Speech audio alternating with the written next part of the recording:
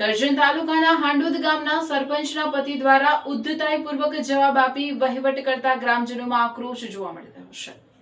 કરજણ તાલુકાના હાંડોદ ગામના સરપંચના પતિ દ્વારા ગામમાં છેલ્લા કેટલાક સમયથી પાણીનો પ્રશ્ન હોય તો ગ્રામજનોને પંચાયત સભ્ય દ્વારા રજૂઆત કરતા સરપંચ પતિ ઉશ્કેરાઈ ગયા અને કહી દીધું કે જે થાય તે કરી લેજો, પાણી આવું જ આવશે અને ટીડીઓને રજૂઆત કરવી હોય તો કરી દેવાનો, વહીવટ હું જ કરીશ।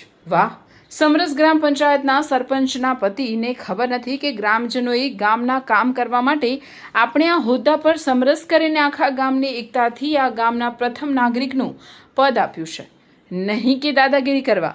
જો વહીવટ સરપંચ પતિને જ કરવાનો હોય તો ચૂંટણી પંચ શા માટે અનામત રાખે છે?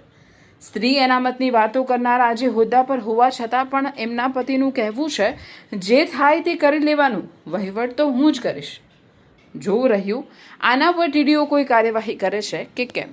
તું કહે છે મને કે તારે થાય તે તોડી લેજે, હું વહીવટ કરીશ, હું મારી બાઈડી સરપંચ છે પણ હું વહીવટ કરીશ, તારથી થાય તે તોડી લેજે, હું બોલે છે નહીં વહીવટ તો હું જ કરીશ। ટીડીઓ મેડમ ને કહેજે વહીવટ તો હું જ કરીશ, કહેજે મેડમ ને જઈને જા, બરાબર હું કરીશ, જા હા બસ ઓકે હા ચાલ। હવે જ્યારથી પણ આ સરપંચને ઉમેદવારને અમે નિમ્યા છે ત્યારથી સરપંચ મહિલા હોવાથી મહિલા સરપંચ અહીંનું કોઈ પણ જાતનું વહીવટ કરતા નથી, તેમના પતિ વહીવટ કરે છે। હવે વહીવટ તો પતિ કરતા હોય તો એ ગામજનોને કોઈ વાંધો નહોતો કે કર્યા કરે, કામ થવું જોઈએ આપણે, પરંતુ છેલ્લા 1 વર્ષથી સરપંચ છે છતાં પણ કોઈ પણ જાતનું કામ કરતા નથી, ગામનું કરતાં મનસ્વી વહીવટ કરે છે। લોકોને પ્રોબ્લેમ હોય પ્રોબ્લેમ કોઈ પણ જાતનો સાંભળતા નથી, પોતાના મનમાં આવે એવા જ કામો કરે છે।